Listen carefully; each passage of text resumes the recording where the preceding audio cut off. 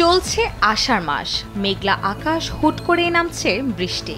শনিবার ঝুম বৃষ্টিতে ঢাকার পথঘাট ভিজে একাকার। এদিকে এক সংবাদ বিজ্ঞপ্তিতে ঢাকা সহ দেশের সব বিভাগে হালকা থেকে ভারী বৃষ্টিপাত হতে পারে বলে পূর্বাভাস দিয়েছে আবহাওয়া অফিস।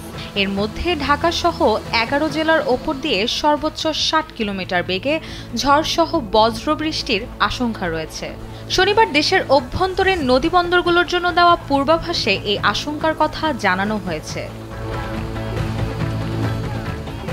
আবহাওয়া অধিদপ্তর জানায়, রংপুর, রাজশাহী, পাবনা, বগুড়া, টাঙ্গাইল, ময়মনসিংহ, ফরিদপুর, ঢাকা, নোয়াখালী, কুমিল্লা এবং সিলেট জেলার ওপর দিয়ে দক্ষিণ অথবা দক্ষিণ পূর্ব দিক থেকে ঘণ্টায় ৪৫ থেকে ৬০ কিলোমিটার বেগে অস্থায়ীভাবে দমকা বা ঝড়ো হাওয়া বয়ে যেতে পারে।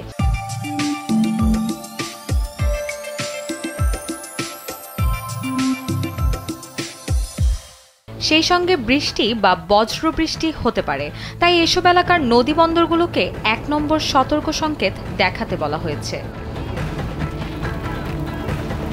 আবহাওয়া অফিসের অপর এক বিজ্ঞপ্তিতে বলা হয়, রংপুর, ময়মনসিংহ, চট্টগ্রাম ও সিলেট বিভাগের অধিকাংশ জায়গায়, রাজশাহী ও ঢাকা বিভাগের অনেক জায়গায় এবং খুলনা ও বরিশাল বিভাগের কিছু কিছু জায়গায় অস্থায়ীভাবে দমকা হাওয়া সহ হালকা থেকে মাঝারি বৃষ্টি বা বজ্রসহ বৃষ্টি হতে পারে।